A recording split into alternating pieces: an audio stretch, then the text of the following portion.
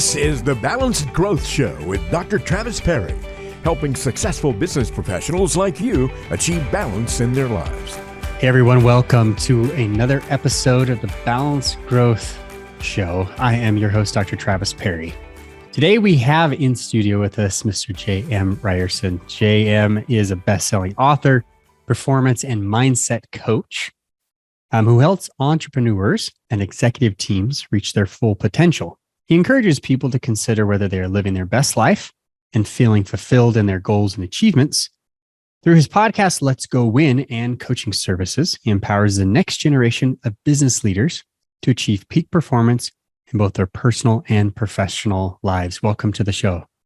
Thanks, brother. Thanks for having me. And can I just say you took two of my favorite words and put them together, and that's the name of your show? Like, gosh, that's pretty smart. Well, this has been, and I appreciate that, this has been a fun experiment because we started off as the Balance Advisor podcast, mainly for financial advisors, because that's the realm I came from. My first book, Achieving Balance, was all focused with advisors.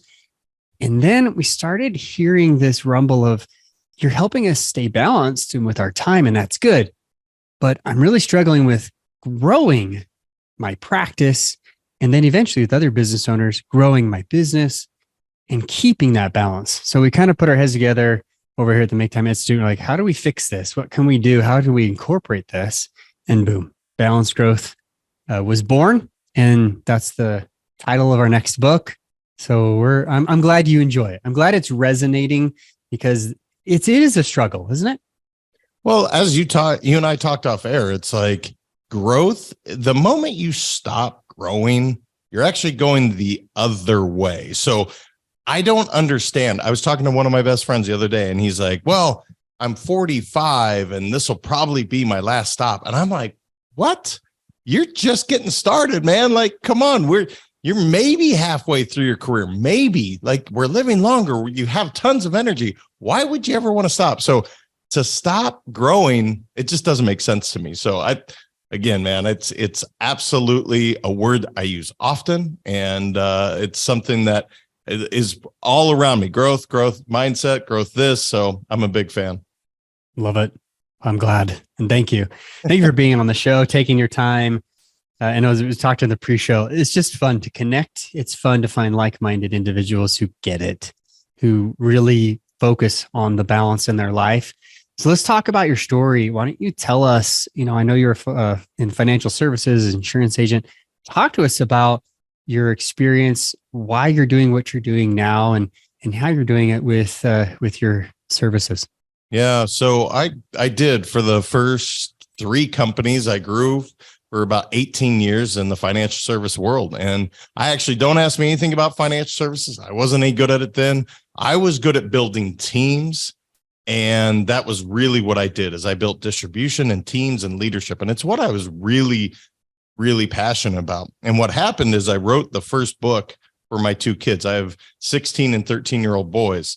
And I wrote the book, Let's Go Win. And the lady that said, man, you're selfish. I said, what are you talking about? She said, if you only share this with 2 human beings, you're selfish. All right, cool. We publish it. And it takes me on this journey. And what I realized is, while I was building teams and financial services, what I really loved is helping people live their best lives, really accomplish more than they thought they could. And so it just started with, one client asking if I could help their son lose weight. Sure. Then I helped a PGA golfer. Sure. Then I was helping businesses. And the whole idea is it's really all the same stuff. And there's a formula to it. If you just follow it, I don't care what the goal is, we can accomplish it. And it's just been an awesome ride, man. I do the podcast and I get to write books and then I get to work with people on living their best life. I can't think of a better thing to do on a daily basis. No. And knowing your story a little bit and your background, I just love what you're about to help teams and cultures. Because if you want to experience change, in the individual personal life, you have to change the system in which the individual is inside of. And that's typically a family. It's typically, cohorts of friends or, interactions. because that's who they are. If they're smokers and they want to give up smoking, there's tons of research on smoking cessation, and they find that if you can find new friends who don't smoke, like that's one of the number one factors. So taking this to the culture of the business place, the workplace, and helping them lead better teams and grow. It's so needed right now, probably more than ever, where it's almost every single person I talk to on this show talks about how difficult it is to find, hire, retain great employees, right? Yeah, it's so true. And isn't it fascinating? Because you hear from both sides. It's so hard to find these like-minded, good human beings. And yet when you're asking people looking, they're saying the same thing. It's hard to find a company that I can really resonate with. But the funny thing is when you watch people go in and they start getting into an interview, rarely do you hear them talk about what their culture of value is, what they stand for, how you behave. And all the times that you hear them complaining about why it didn't work out, it's based on that. It's rarely based on pay. It's rarely based on, the structure of the organization. It had everything to do with, I wasn't aligned from a value standpoint with them. And so it is something that I'm passionate about, because you have both sides looking for one another. If you can just tie them together and say, hey, here's who I am. This is what I stand for. This is how you'll feel when we work together. And by the way, this is what I expect of you as well. And then we can say, yeah, I want to go into this relationship, or you're not for me, I'm going to move on. But it is interesting, Travis, how often I hear people both looking and struggling to retain. And I'm like, how does this happen? Because there's great human beings on both sides. They're just not finding each other. Yeah. And this is the conundrum of our time. Yet we have the most technology we've ever had to make these connections happen, right? I've found LinkedIn to be one of, honestly, really it's the only social network platform that, that I use. I'm on a few others, but it is the main one that I've used. And I found some of my favorite people in the world on LinkedIn through using the tool to network. I found some of my best clients, some of my favorite people like you for podcasting. I just really, really enjoyed being able to do that. So I would suggest that, if you're struggling with that, either way, if you're looking or to hire, if you're trying to get hired, LinkedIn, it's the place. It really is. Obviously, having people like you that can train those cultures to retain them or even to attract them is key. And we're going to get to that here later. Let's talk about you, though. Let's talk about your personal life and your quest for balance. Why is balance so important to you?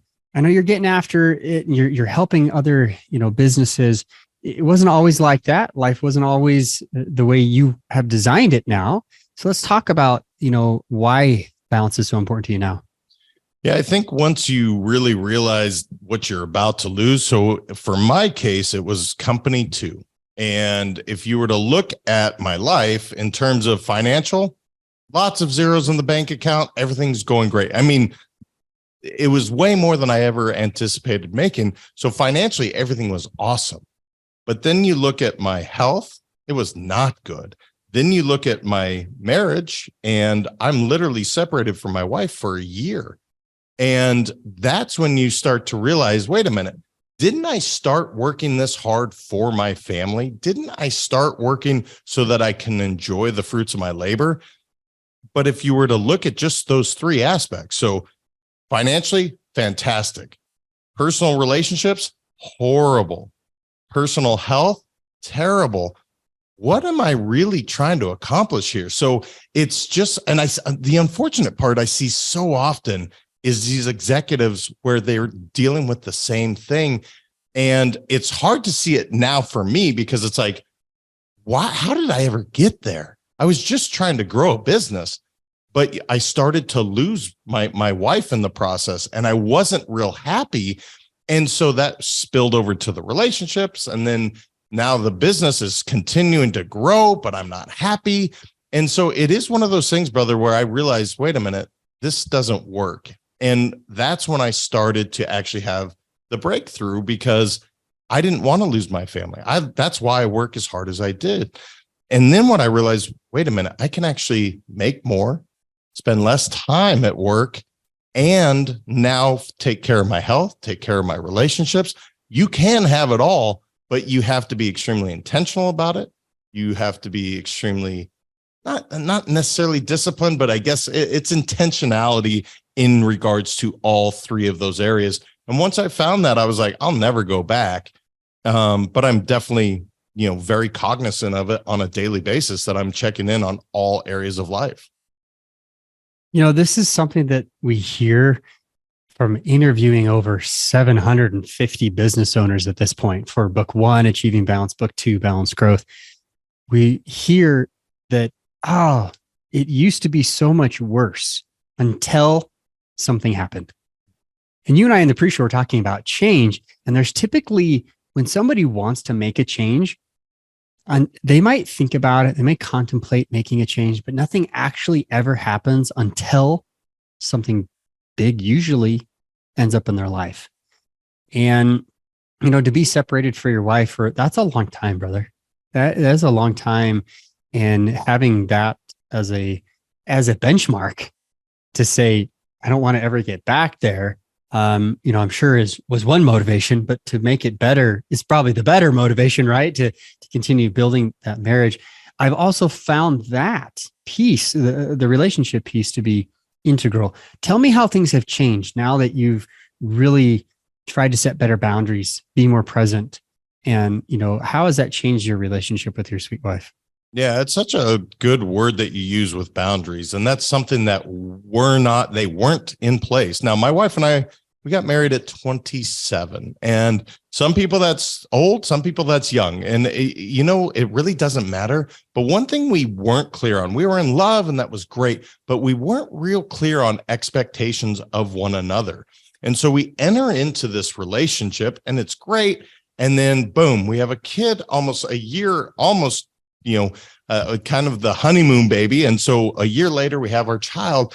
And now I'm building a business, and we had zero boundaries in place. And that started to create so much of the dysfunction and so much of the communication lapses that really existed in our relationship.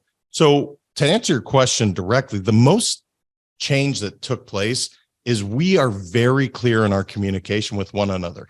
I'm very clear on what she expects of me, how I should show up when I come home, when I need, if there's an expectation of being home, that I respect that. And that just wasn't the case. We were just kind of going day by day and making it happen and dealing with all this. And we've heard this story so many times before.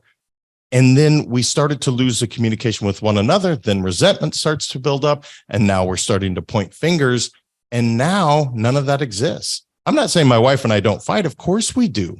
But we're very clear on, hey, this is what I'm feeling. I'm not pointing a finger at you, but rather when this happens, I feel X, just like therapy, when they teach you that, right? I'm not labeling you to be something bad, good, or indifferent. It's just how I feel.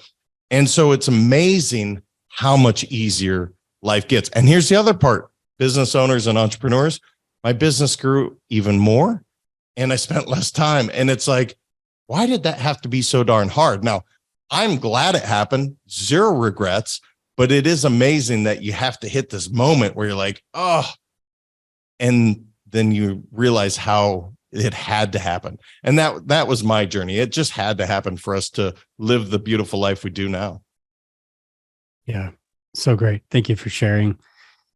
Let's talk about the growth. You kind of segued into this yourself. It's interesting that you fixed the relationship with you and your sweet spouse, and you guys are able to move forward with the business probably better than ever, right? There's that integral part I call couple development or couplepreneurship. If your spouse is involved in your business, whether that is actively or inactively, they're still supportive spouse. And if they're a non-supportive spouse, there's a problem, right? It's not going to grow like you'd like it to. It just is so difficult to carry that burden And I can tell story after story, which I won't. This is your limelight, not mine. But I know that it's true because I've tested this out with others. There's growth that can happen when you're on the same team, going the same direction. So now we know that that is there. This couplepreneurship, this couple development is happening. What are you doing on the business side to really grow? I know you wrote book 1, book 2, which I love. I love that you're using books to help grow. What else are you doing?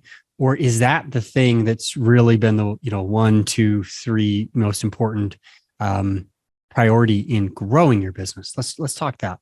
Yeah. So the books certainly have helped. The podcast has been absolutely remarkable, far more than I ever anticipated. I never expected to do this and say, oh my gosh, I fell in love with talking to another human being as much as I do. I mean, it's literally such a joy every single day that I do it. So that's been a huge part of the growth.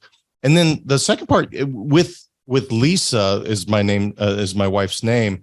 She is constantly out there also talking about it. And what's so cool is obviously your spouse thinks the world of you, and they are out there able to tell other people and third-party credibility about what your husband's doing or your wife or whatever relationship is. And so it's really focused on doing the books, the podcast. Lisa is constantly out there, and then the keynote speeches that I do, which is always fun because when you get a chance to communicate with others. So it's really that. And then obviously social media has been a part of that, doing more videos over the last couple of years, which was not something I really loved to do, Travis, if I'm honest, when I first got started. But when you start to realize that it's not about you, this is about helping others, this is about serving and bringing value, it becomes so much easier to where it's like, all right, put the camera up, let's do this. And if you're thinking of it as a way to give value to others, it becomes a whole lot easier. And that's been tremendous growth recently. So good. Yeah, you're definitely a relator. You're someone who likes the podcast scene. You like to be on stage. You like to talk to people. No one I've ever met has been a natural on video, though. Ever. Like I hear this all the time. I've struggled with this since day one. I've got the camera. Everything's rolling. What in the world do I say? Who would even listen? It's the whole imposter syndrome. Yet I've spent 12 years in formalized education, in post, high school education, to be able to be an expert. And yet I'm dumbfounded. It's crazy. Like we're not the only ones, right, that are struggling with this. So talk to us a little bit about how that's helped you. How has the social media videos, how has that actually moved the needle for the business? Well, the reach is so much greater. So as much as I love to read and I love to write, when I talk to my kids or I look around at some of the younger generations, I'm not saying reading is dying, but it's not growing. And it truly has become a video world where everybody has a camera that's always available.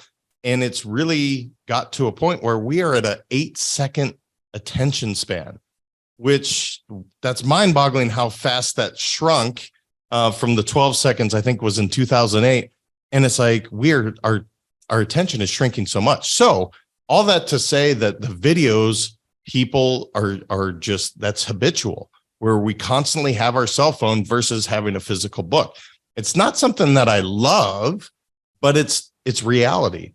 And I was trying to kind of fight it, and I was going to become a dinosaur at the fact that, no, I can write and do the blog and people see it.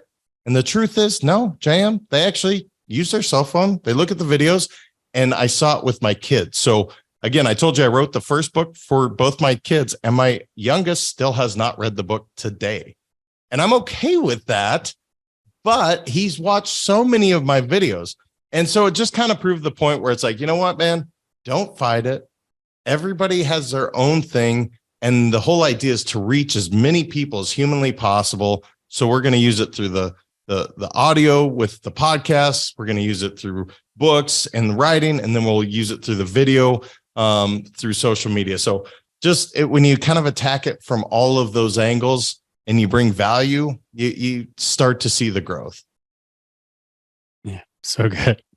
So good. Yeah. I mean, I know some people who even go so far as to take their book and turn it into videos, like just segments of videos.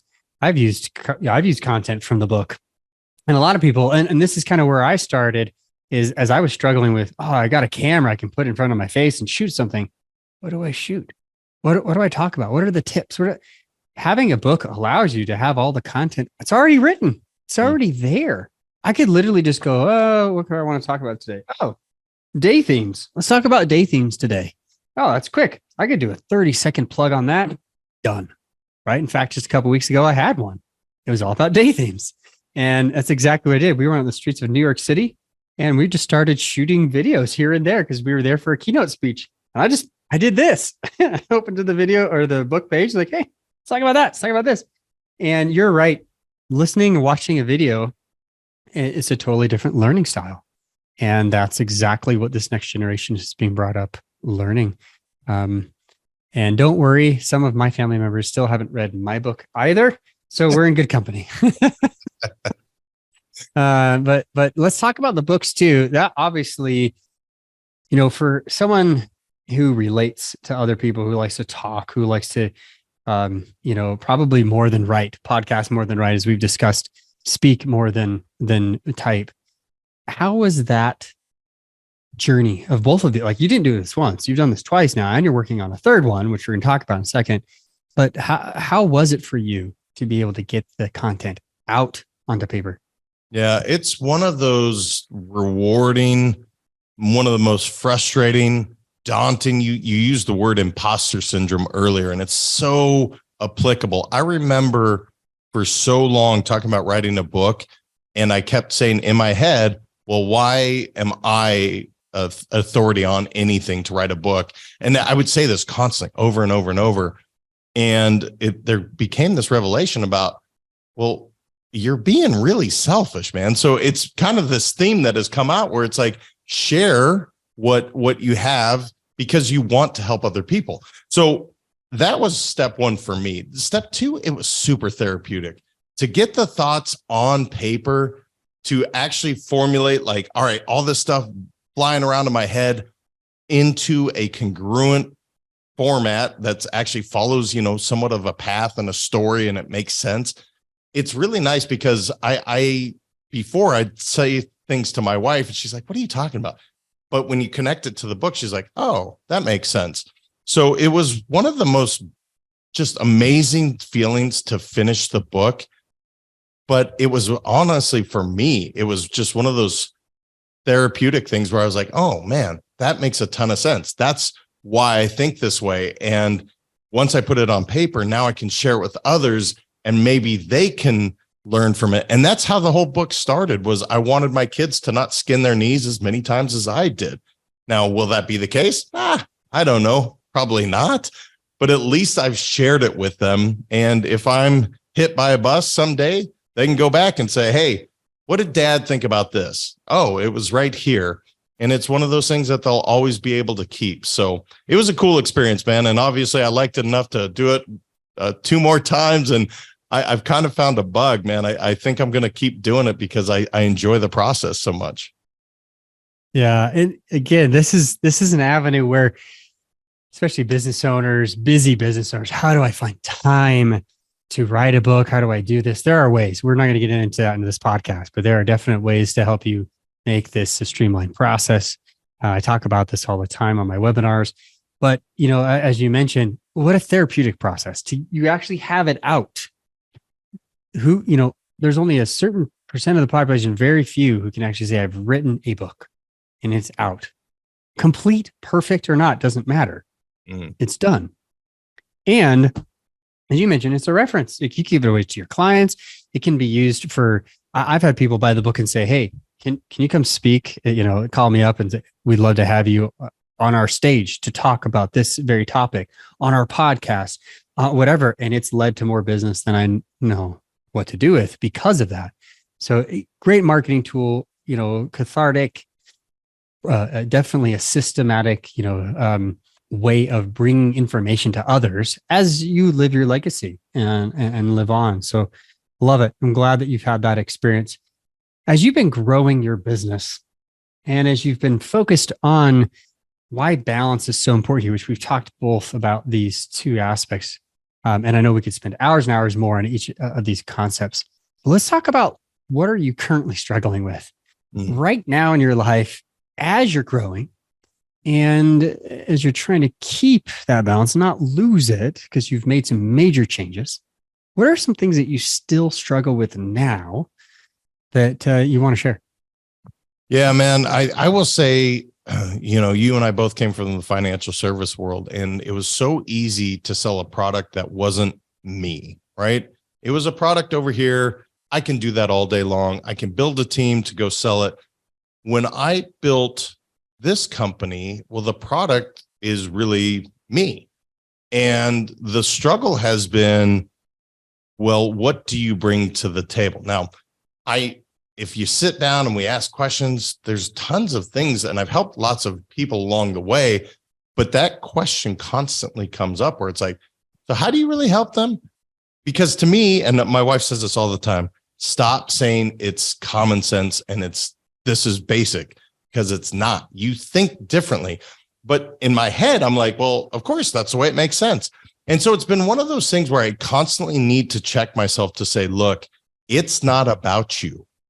You started this company to inspire people to live their best lives. That's why Let's Go Win started.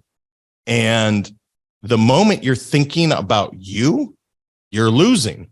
And so every single day, I'm very intentional to say, I'm going to be present, I'm going to be open, and I'm going to be loving. And when I say loving, what I mean is I'm going to love out where I'm giving everything that I have out. And I'm not thinking in here about, how do I sound? How do I look?